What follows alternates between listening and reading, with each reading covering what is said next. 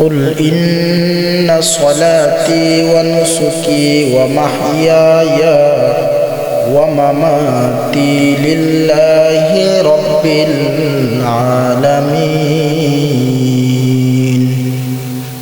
আল্লাহ তাআলা আল্লাহর নবীকে বলেছেন যে নিশ্চয়ই আমার নামাজ, আমার কুরবানি, কুল ইন্না সলাতি আমার নামাজ, ওয়া নুসুকি ওয়া মাহইয়ায়া ওয়া মামাতি লিল্লাহি রাব্বিল আলামিন, যে সমস্ত কিছু একমাত্র আল্লাহর জন্য, যে আল্লাহ তাআলা আপনাকে আমাকে এত সুন্দর করে এত মহব্বত করে আল্লাহ তাআলা বানাইছেন, সে আল্লাহ তাআলার গুণগান আজকে আমরা গাইতেছি। সে আল্লাহ তাআলা যেভাবে আপনাকে আমাকে চলার আদেশ করেছেন, চলার হুকুম দিয়েছেন, সেভাবে আপনি আমি চলতেছি। আল্লাহ তাআলা বলছেন যে ওয়াসজুদ ওয়াকতারিব, যে যত বেশি আল্লাহ তাআলার সিজদা করব আমরা, তত আল্লাহ তাআলার নিকটবর্তী হয়ে যাব।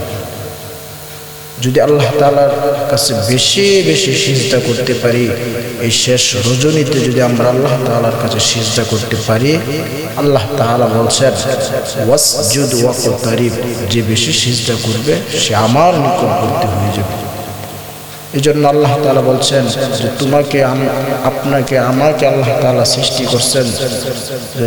সূরা মুলকে আল্লাহ তাআলা বলছেন আল্লাযী খালাকাল মাউতা ওয়াল হায়াতা লিয়াবলুয়াকুম আইয়ুকুম আহসানু আমালা ওয়া হুয়াল আজিজুল গফুর।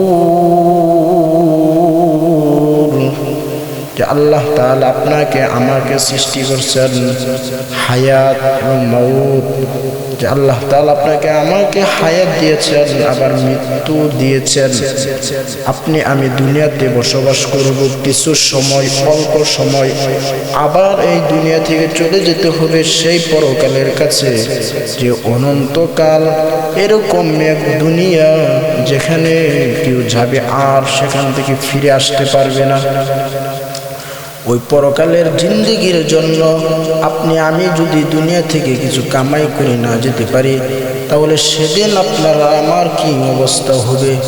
এজন্য আল্লাহ তাআলা আরো বলেন ফামান যুহজিহা আনিন নারি ওয়া উদখিলাল জান্নাতা ফাকাদ ফাজ ওয়া মাল হায়াতুদ দুনিয়া ইল্লা মাতাউল গুরুর।